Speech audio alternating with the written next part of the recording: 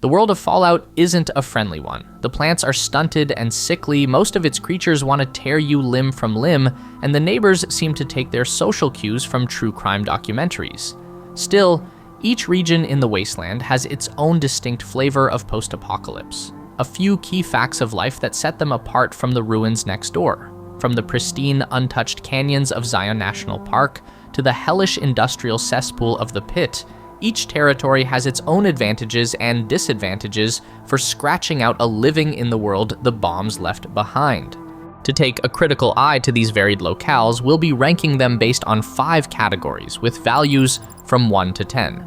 These are size, isolation, resources, population, and danger. Starting on the west coast, the territory of New California is divided between the civilized south and the wild and rugged north.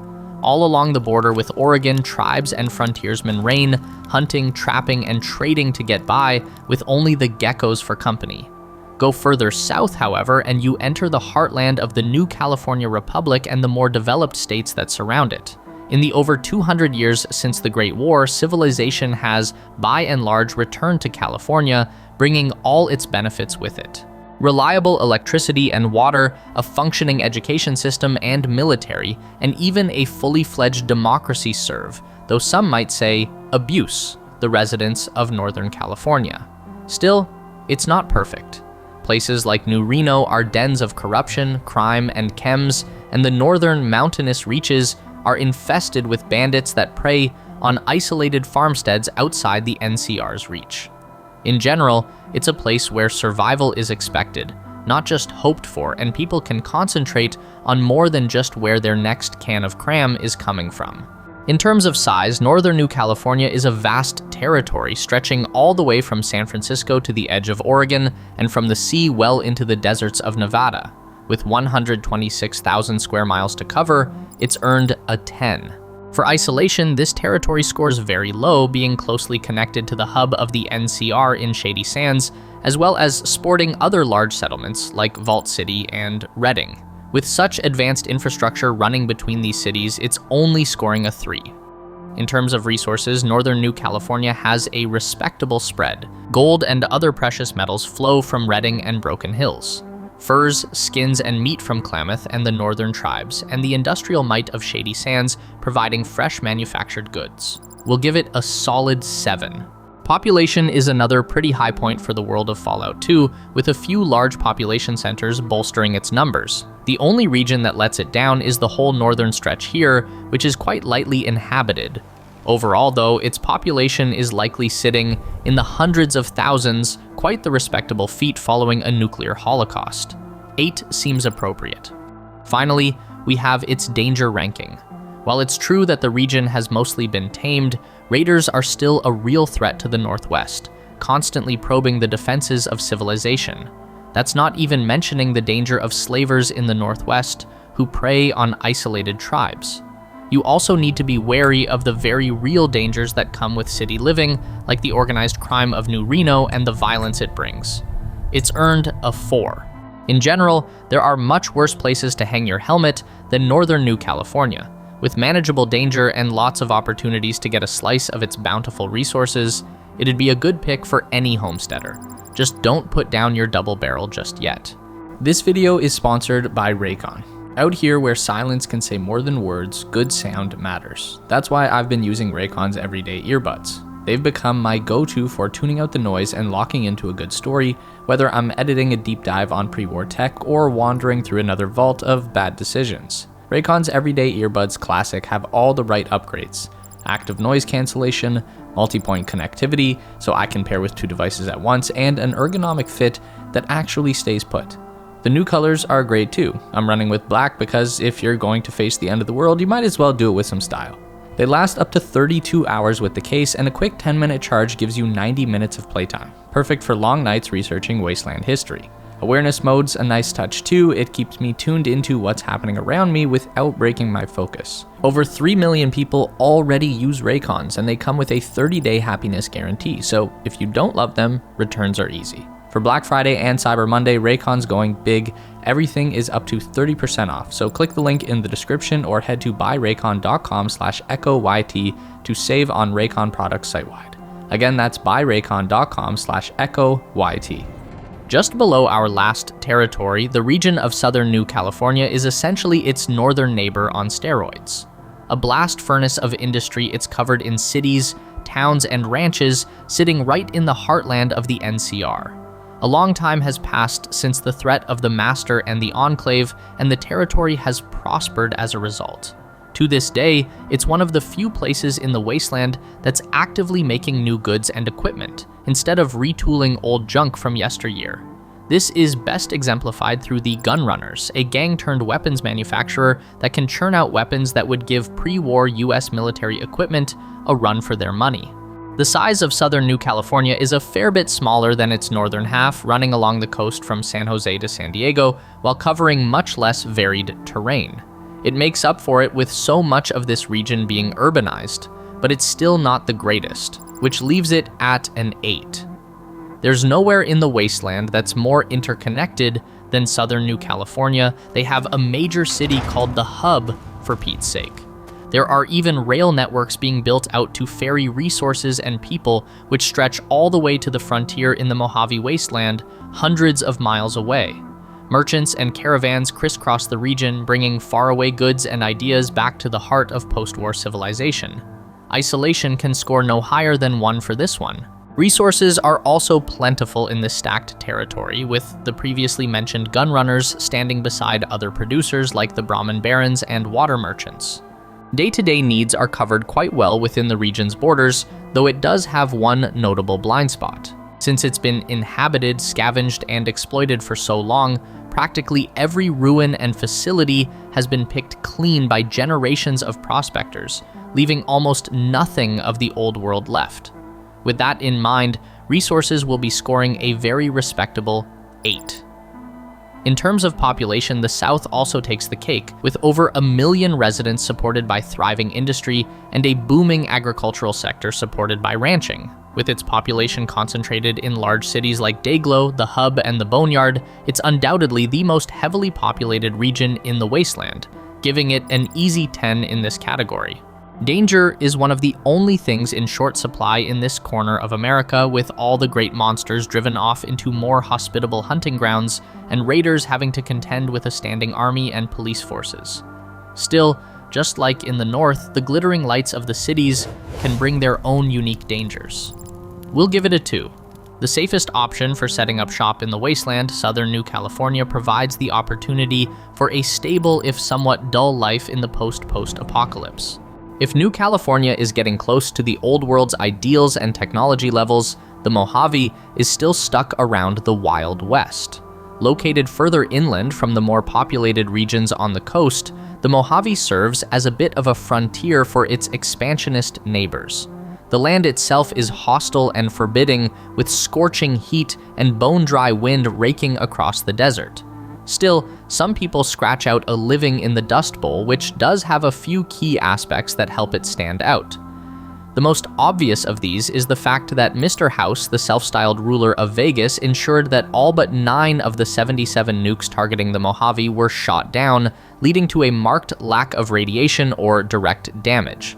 The other is the still intact Hoover Dam, which casts a long shadow as both a source of precious fresh water and badly needed electricity. In terms of size, the Mojave is respectable, though nowhere near the size of the giants to the west. It covers around 9,000 square miles, consisting of flat central plains surrounded by the forbidding peaks of the Spring Mountains and Las Vegas Range. For that, it earns a 6. While its dusty plains seem deserted, the Mojave serves as an important crossroads for all walks of life and various different cultures and factions. The NCR is expanding east, Caesar's Legion is marching west, and all manner of tribes and independent factions have made the region home. The railways are slowly being repaired, and various outfits, such as the Crimson Caravan, have set up shop to service the nearly intact city of Vegas. It wouldn't be fair to give it any more than a 4 in terms of isolation. It's in terms of resources where the Mojave starts to hurt, however. With 200 years of continuous habitation and very little direct damage, the city of Vegas itself provides little in the way of salvage, and what limited farming there is can only rely on Lake Mead for water. The one resource that swings the needle toward a high resource score is the huge asset of Hoover Dam. In the post-apocalypse, electricity and clean drinking water are some of the most vital resources around, and one which entire nations are willing to fight and die over. Still, it is just one place. Best to be safe and give it a 6. Population-wise, the Mojave Desert is sprinkled with small settlements in the south like Good Springs, Prim, and Novak, while also holding notable super mutant populations in places like Black Mountain and Jacobstown. The vast majority of its population, likely numbering in the tens of thousands, if not more, would be in New Vegas, where people from all across the wasteland flock to gamble, drink, and spend their hard-earned caps. With the city and its suburbs included, the otherwise desolate Mojave spikes to a population of 6. It's no secret that there's a war going on in the Mojave, and that naturally makes it a lot more dangerous for everyone involved. For those in the eastern reaches along the Colorado, the grasping claws of the Legion are ever present, ready to scoop up fresh new slaves, even putting whole towns to the sword. Just ask the crucified men along Nipton's Main Street. That isn't even mentioning the fiends and the serious Deathclaw problem around Quarry Junction. With the NCR seemingly being powerless to protect the people of the Mojave, it's sitting pretty at a danger rating of 7. Zion National Park is a rare glimpse into the vast, untamed wilderness that's swept back over much of the former United States since the bombs dropped. Rather than clawing back toward the light of industrial civilization, the people of Zion have instead chosen to adapt to the mutated world around them, forming a diverse network of tribes. Deep within the maze of towering red rock cliffs, you can find mutant plant life, vicious packs of geckos, and deadly yao guai. But the depths also shelter bountiful edible fruit and vegetables, streams of crystal clear fresh water, and countless dry caves that litter the canyon's walls. It might be the closest to a natural paradise Fallout can get if it weren't for the encroaching whitelegs. Zion is a sizable region in its own right, though it's also bordered by less hospitable wilderness to the north and several large expansionist empires to the south. The twisting canyons and very limited flatland also greatly limits how much of it can be explored and charted. With that in mind, its overall size ought to be a 4. Being so rugged while also having no substantial roads or infrastructure makes Zion a very difficult place to travel through, and as a result, few people have tried, leaving the park's inhabitants mostly to their own devices. An isolation score of 8 seems reasonable. Unfortunately, despite its natural wonders, the region is pretty sparse when it comes to most major resources besides clean air and water. No significant ruins wait to be salvaged, and no bountiful farmland is ready to be exploited, giving it a low 3 in terms of resources. Likewise, the tribal lifestyle of the territory's main inhabitants, the dead horses and the sorrows, means they cannot support the larger populations of the settled inhabitants of places like New California. This, combined with a lack of travelers, leaves its population score at only 2. Finally, we come to danger. Though the area's resident tribes are quite peaceful, the same cannot be said for the Whitelegs, a violent and warlike tribe invading from the northwest at the direction of Caesar's legion. Toting their fully automatic storm drums and aiming to pillage Zion for all it's worth, they've made the former national park a much deadlier place. Though to be fair, besides the invading tribe, Zion is one of the more peaceful places in the wasteland, and with the liberal application of some 45 auto, it can be again. Let's give it a 4. A colossal stretch of land east of the Colorado River, Legion territory is what remains of the settlements and peoples conquered by Caesar's legion during its meteoric rise to power. Despite the Legion's reputation for slavery and brutality, their occupied land is littered with functioning, reasonably prosperous settlements, including their capital of Flagstaff. Like New California to its west, it's primarily desert, but also features more varied terrain like the vast pine forests of the Colorado Plateau and the Grand Canyon. Those still living there have varied loyalties to Caesar, but can't really afford to complain unless they want the Legion boot stamping down on their little homesteads. The main defining characteristic of Legion territory is its size. Though it's never directly visited in any Fallout entry, we know that it stretches all the way from Tucson in southern Arizona to Denver, Colorado, while going as far east as Albuquerque, New Mexico.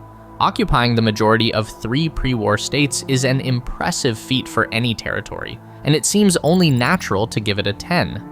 For such a vast stretch of land, the Legion's territory is surprisingly isolated. With minimal trade between outside factions, who have an understandable fear of being enslaved, the inhabitants of the region have to make do trading between themselves and the Legion itself, which can be quite profitable, as there's always plunder coming back from the front. We'll give it a 6. Resources are neither abundant nor scarce in the land claimed by Caesar, as a relatively low population, undoubtedly thinned by all the crucifixions, isn't able to take stock of what's available. There are ruined cities, that much is certain, as well as large tracts of wilderness, who could hold all manner of secrets. To avoid any excess speculation, we'll place it in the middle of the road at 5. That population figure comes back to bite it again with this ranking. It turns out being conquered and enslaved isn't great for demographics. Much of the place's population is tied up in the great slave army of the Legion itself, with most settlements outside of Flagstaff being small and rural. 4. When it comes to danger, however, we have a real upset. For all their brutality, merchants generally prefer to deal in the Legion's land, as they've crushed practically every raider gang in their territory, leaving wasteland creatures and the land's overlords as the only real threats. 3. Moving across the country to the east coast, we come to Appalachia, nestled deep in the mountains that share its name. Unlike a lot of the previous territories, Appalachia is an extremely varied place with several distinct biomes. The most tame and tranquil is simply known as the forest, a place spared nuclear fire and still brimming with mutated life, stalking below the dappled canopy. To the north, the toxic valley is bleached bone white and choked with the remnants of industrial pollution, killing nearly anything unfortunate to drift in. To the east is the choking, overgrown mire, swamped in mist and filled with clawing strangler vines. Further south, the cranberry bog, ripped apart by smoking fissures with the screeching shadows of bat-like beasts filling the sky. In the very southernmost reaches, there's the ash heap and skyline valley, both cloaked in eternal night, either from blowing ash storms or the unnatural darkness of a swirling crimson cloud. And separating them all is the Savage Divide, a rugged range of mountains pockmarked with mines, caves, and secret groves. In terms of size, Appalachia is sprawling, though not quite as vast as the lands out west, seeming larger than it really is based on its varied terrain. Covering most of the former West Virginia, it clocks in at around 24,000 square miles, placing it squarely at an 8. In the past, Appalachia was ravaged by the Scorched Plague, which killed off its original inhabitants and kept people well away from its hills and valleys. Now that a vaccine has been developed, however, caravans and connections are just starting to worm their way back in. 7. Though it was one of the most heavily mined regions of the pre-war United States, Appalachia still holds a fair amount of wealth in its borders. From the mountains of salvage waiting to be uncovered in the high-tech city of tomorrow that is Watauga, to the rumors of an entire vault filled to the brim with gold, Appalachia has earned a 7 for its sheer untapped potential. One reason why it's so untapped lies with the territory's shockingly low population. Until recently, only a few scattered communities of vault dwellers called it home, and although some settlers have moved in following the ending of the plague, their numbers are still quite sparse.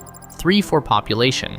The dangers of Appalachia are the final roadblock for this potentially prosperous territory, as it hosts a veritable army of uniquely dangerous mutants and cryptids in its darkest corners. Wendigos, Grafton monsters, and sheep squatches are only some of the beasts that can be found nowhere else, preying on anyone foolish enough to stumble into their territory. Combined with the growing threat of raiders and cultists, the danger of Appalachia has risen to 7. Few places in the wasteland are as hostile to human life as the Pitt. Built out of the ruins of Pittsburgh, it's a hellish tangle of concrete and steel, belching out endless black plumes of smoke that blanket the city. Before the war, Pittsburgh was a vital industrial center for the US, creating not just steel but war material like vertibirds, power armor, and tanks. As a result, it was a primary target for the final nuclear exchange of the Great War and was mercilessly bombarded. The radiation mixed with the industrial pollutants in the rivers, creating a cesspool of drifting radioactive ash, mutagens, and other deadly airborne threats. It's currently inhabited by an army of slaves and their masters who still operate the crumbling steel mills, fed by the city's own rusted bones. The Pitt is tiny in the grand scheme of things, only consisting of the ruins of downtown Pittsburgh and the surrounding area. If that wasn't bad enough, most of its central landmass is completely inaccessible, with collapsed skyscrapers and mountains of rubble which are slowly picked away at by auto-axe-wielding slaves. It's coming in as our smallest at 1. Though you might not expect such a horrible place to be well connected to the wider wasteland, the growing steel industry has allowed the Pitt's inhabitants to repair and expand the pre-war rail network. Now, its tendrils reach out across the wastes, trading raw steel and other metal goods for fresh slaves and fighters. Though few are crazy enough to go there by choice, this rail network makes the Pitt very well connected, giving it an isolation factor of 2. In terms of resources, the Pitt also punches well above its weight. A functioning source of steel on the devastated East Coast is nothing to sniff at, and the brutal society that produces and shapes it ensures it can always find buyers abroad. Uniquely amongst scavenger societies, the broken city itself serves as a resource, with its rusted cars and twisted piles of rebar fed to the always hungry forges. For its domineering spirit and relentless production, the Pitt gets an 8. The population of the Pitt can't really grow on its own and must be replenished through recruitment and the slave trade. This is because anyone born in its choking confines quickly sicken and die, or otherwise devolves into the sickly, vicious mutants known as trogs. Combine this with the fact that slaves working hard labor don't tend to live too long, and you're stuck with a relatively small population, too. Then we come to the danger. It might be an easier task to list the things in the Pitt that won't eventually kill you. The air itself makes you sick. The heat, pollution, and radiation cause open infected wounds, and the vicious trogs that lurk beyond the light want nothing more than to strip the meat from your bones. Add on a healthy dose of forced labor, and this might just be the deadliest place to live in the whole wasteland. The area around Washington, D.C., known as the Capital Wasteland, is a territory frozen in time. Hammered by bombs until it was all but flattened, the whole place seems to sap the will from its inhabitants, who still dwell in the shattered ruins of the United States Capitol. Despite 200 years having passed since the war, little societal progress has been made, with independent shantytowns like Megaton or Rivet City acting as the only glimmers of civilization in D.C. Scavenging is still the name of the game in this region, with the bountiful ruins yielding preserved food, ammunition, and weapons for the generations of wastelanders who still cling to life. There's almost no natural life to be found here besides the survivors and the mutated beasts that prey upon them, with only twisted and broken trees dotting the sickly green landscape. The size of the Capital Wasteland is somewhat up for debate, as unlike the more well-established lands to the west, there's no authority to enforce territorial claims. Generally, it surrounds the DC area, spilling out into the countryside of Virginia and Maryland, and has a surface area of around 8,000 square miles. This places it at a comfortable 5.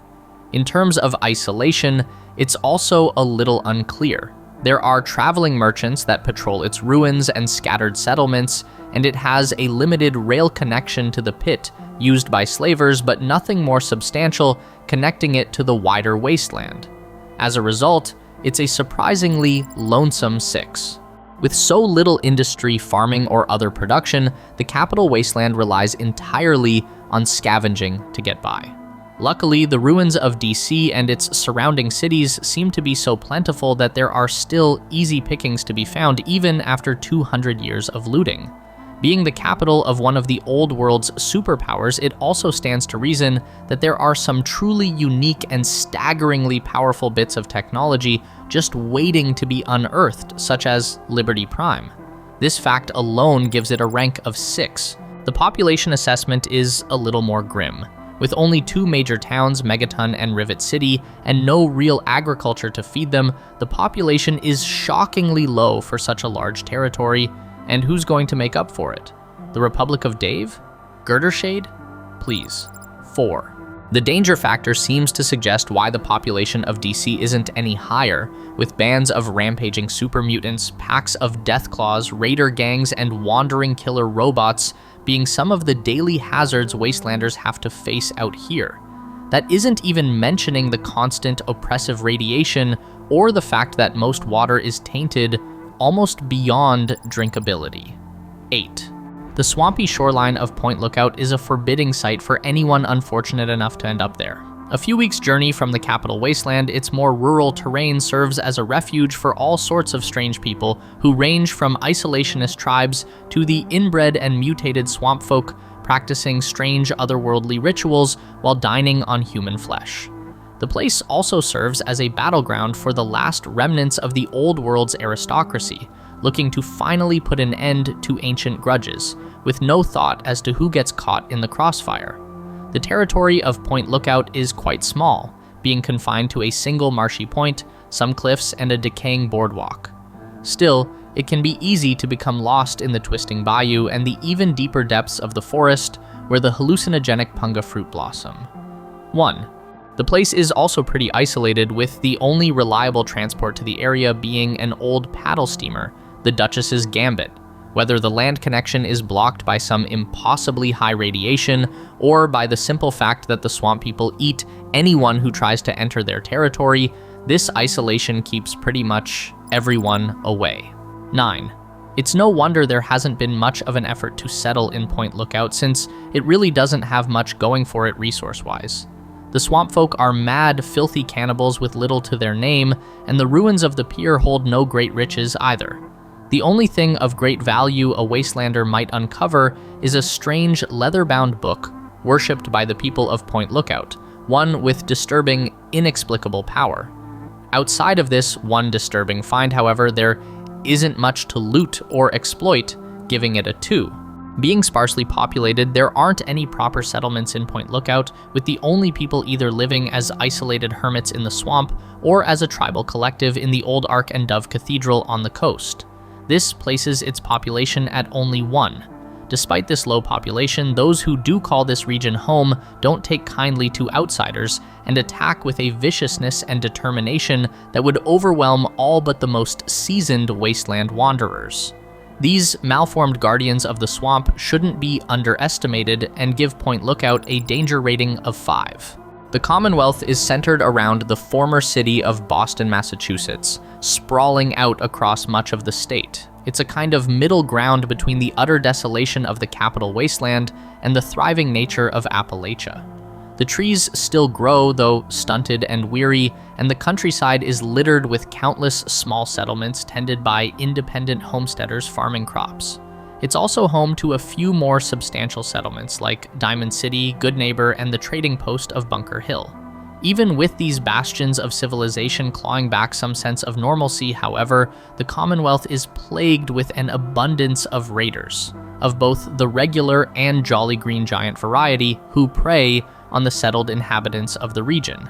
Combine this with the threat of the mysterious institute abducting and replacing the population with artificial doppelgangers, and the prospect of all those settlements needing someone's help becomes all the more understandable. Finally, there's the most iconic feature of the Commonwealth's geography, the glowing sea, a vast, heavily irradiated blast zone. The last remnants of a powerful atomic detonation still occasionally blanket the territory with dangerous radstorms. The Commonwealth is a fairly large eastern territory covering virtually the entire coastline of the state while stretching far inland. It covers dense urban centers, sprawling suburbs, and the forests, fields, swamps, and towns beyond, offering a varied, surprisingly colorful landscape. It's earned a 6.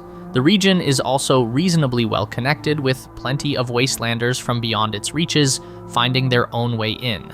These include West Coast mercenaries like Kellogg, a handful of familiar drifters from the capital Wasteland, and of course, an expeditionary force of the Brotherhood of Steel. Though there are few direct references to trade with the wider Wasteland, the ease of travel to the Commonwealth from abroad speaks to a certain level of accessibility. 4. The resources available also place the Commonwealth as one of the more prosperous East Coast territories, with a fair amount of farming, ranching, and internal trade taking place in its decentralized settlements.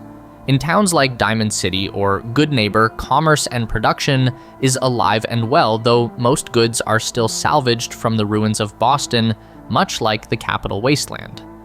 For the introduction of agriculture and a more industrious population lacking the hopelessness of their southern counterparts, the Commonwealth's resources come in at 7. Its population, though spread thinly across the countryside, is also much higher than its neighbors, likely due to the thrilling new idea of growing your food instead of pulling it out of a moldy old can. With the proper guidance, there's no doubt that it could become a true center of manpower in the East. Let's give it a 6. Then we have the danger factor, which is difficult to quantify. It's not the hellscape of DC, nor the stable and relatively peaceful territories of California. Beyond the walls of the larger settlements, there is little in the way of law and order, with every wastelander effectively fending for themselves against the endless hordes of monsters, both literal and figurative. Though the radstorms can be dangerous, they're nowhere near as deadly as the constant radiation of the capital or the toxic smog of the Pitt. To reflect this, another 7 is in order. Located far to the northeast in the former state of Maine, Far Harbor is a small, isolated island wreathed in a dense, inescapable fog. It serves as home to its traditional inhabitants, as well as a number of groups who have fled to this lonely, desolate place in search of refuge. The fog holds plenty of secrets, including hidden vaults and ancient nuclear submarine bays, while also playing host to a legion of uniquely dangerous aquatic creatures. The land is harsh and unforgiving, being easy to get lost in despite its manageable size, with dense, graying vegetation and rocky outcroppings breaking up the landmass. It's a cold, wet, mysterious place, and the graveyard of many an unprepared adventurer. Located on a single small island, Far Harbor isn't much in terms of total surface area, though its winding coasts and gloomy forests ensure that it's still possible for many to wander off into the fog, never to return. It gets a 2 for size. The territory so far away from every major population center, while also being separated from the mainland by the freezing, irradiated Atlantic, it's no wonder nobody comes to visit. It's precisely because of this isolation that persecuted groups such as the Escaped Institute Synths of Acadia and the Children of Adam have come to its shores, looking to escape from the world beyond. With remoteness being a core part of its identity, Far Harbor needs a 10. Though small, there is a reasonable amount of wealth to be found in Far Harbor, from the abundant fishing and hunting trades to the recovery of valuable salvage from the countless shipwrecks found off its coast. A modest but promising selection for any would-be visitor.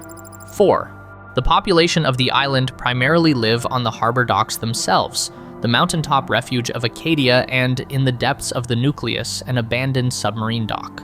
The fog has also claimed a substantial portion of its residents, transforming them into the crazed trappers that eke out an existence in the wilderness. Though more well-populated than a place like Point Lookout, it's still quite low. 2. In terms of threats, the main concern for anyone braving Far Harbor's fog are the creatures that stalk it. Towering predatory crustaceans known as fog crawlers are blindingly fast and capable of tearing through power armor, and the gluttonous gulpers and well-disguised anglers are more than able to clean up the scraps.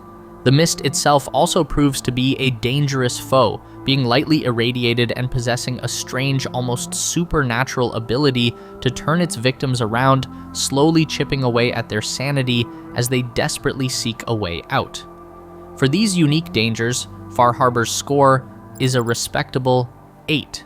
The many territories of Fallout are almost as varied as the many factions, peoples, and creatures that call them home, with no two being exactly alike.